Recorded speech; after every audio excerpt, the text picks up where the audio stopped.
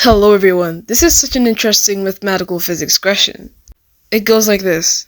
We basically have two of the same liquid, most likely water, differing in both quantity and temperature, and we're interested in finding the new quantity and temperature when these two liquids are mixed. We're working on the assumptions that no heat is lost and that these waters have the same density even in the current state of the different temperatures. So these waters are most likely not of the same purity. This question seems quite doable, so I'll give you some time to think. You can pause the video.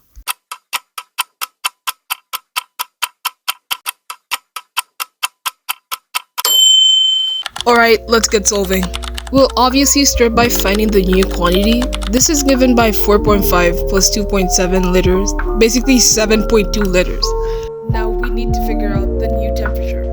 It's not that direct to mix these temperatures. The first thought would be to take the average of the two, though this would only be true if we had the same quantities.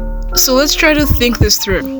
We already know that the new mixture contains 7.2 liters of water. 4.5 of this 7.2 are at 80 degrees Celsius and the other are at 42 degrees Celsius. Conclusively, we'll just consider the percentage the 4.5 or the 2.7 is contributing to the final overall temperature. The percentage for the 4.5 would be 4.5 over 7.2 times 100%. It's actually a clean division that gives 62.5%.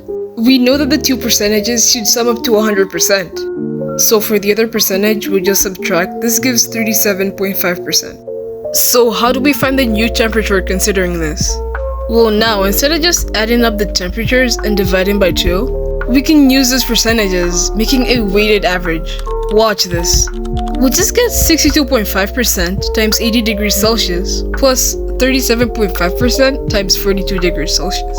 And this sum should make up for the 100%, so there's no need for dividing by 2. This gives 50 degrees Celsius plus 15.75 degrees Celsius, that's 65.75 degrees Celsius. This is our final answer, but there's more explanation I need to do. To get to the backbone of this, let's consider a case where we have two liquids but of the same quantities. We'll use the method we just used to verify whether this method leads to the average of the two. The total quantity would be 2x. Then if you calculate the percentage each quantity contributes to the 2x, it would just be x over 2x times 100%, so both contribute 50%. Thus we have something like 50% times the first temperature plus 50% times the second temperature. If you factored out the 50%, you're left with the first temperature plus the second temperature times 50%. Then 50% is a half, so basically first temperature plus second temperature out of 2. Which is indeed the average of the two temperatures. It's so insanely obvious that with the same quantities, we just take the average. Yet, for a case where we have different quantities, the way you perceive the question kinda changes. It's just really mesmerizing how some of these questions need you to reason out some stuff. If you think this video was legit, I recommend you liking it and, obviously, subscribe.